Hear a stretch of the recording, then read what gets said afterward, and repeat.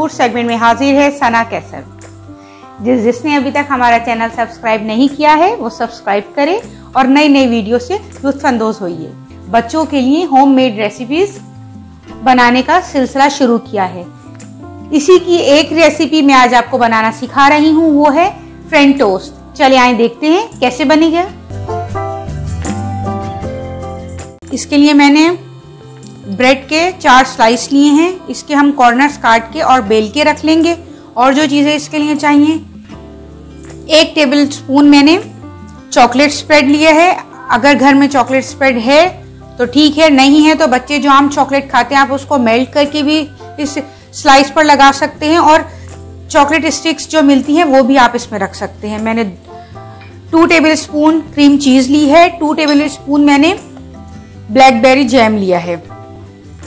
और कोटिंग के लिए स्प्रिंकल्स थे मेरे पास, वाइट और पिंक कलर में हैं और चॉकलेट में हैं।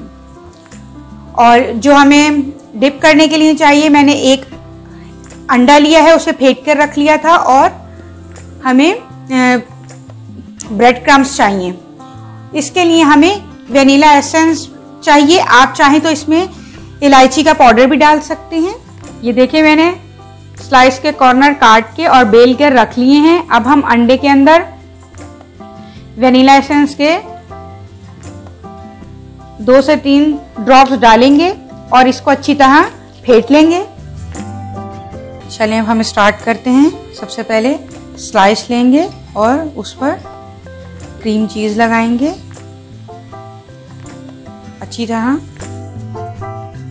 अगर आपके घर में क्रीम चीज नहीं है तो आप फ्रेश क्रीम जो घर में दूध पर आती है आप वो भी ले सकते हैं। उसको 2-3 दिन के लिए 2 दिन का दूध जो आता है, जैसे डेली आ रहा है, उसकी जो बलाई आ रही है, आप उसको जमा करते रहें और आप उसको भी यूज कर सकते हैं।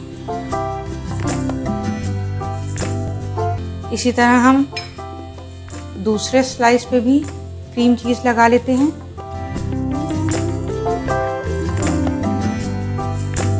इसको भी साइड पर रखते हैं और एक स्लाइस के ऊपर हम जैम लगा लेते हैं। मैं करीब कर देती हूं ताकि आपको सही से नजर आए। इसी तरह जैम की लेयर आ जाए इस पर। ये देखिए मैंने ब्लैकबेरी जैम लगा दिया है। अब हम इसे इसके ऊपर कवर करेंगे। इस तरह कवर करके रख लेंगे। अब इसी तरह मैं चॉकलेट का भी आपको बना के दिखा देती हूँ। इस पे भी 1 स्लाइस पे चीज लें।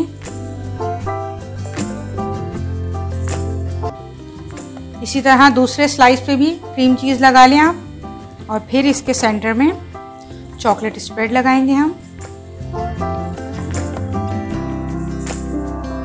चलें अब हम दोनों स्लाइस पे क्रीम चीज लगा चुके हैं। इसी तरह अब हम इस पे चॉकलेट स्प्रेड लगाएंगे।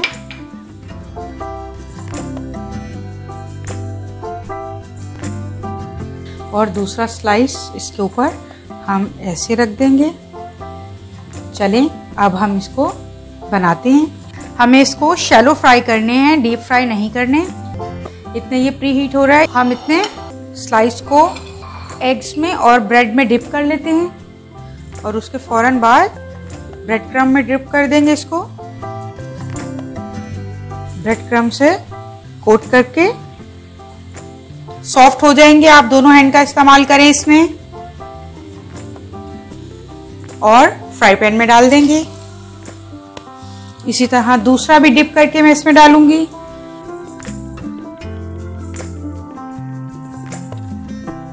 ये देखें एक साइड से फ्राई हो चुका है। हम इसको टर्न करेंगे दूसरी साइड से।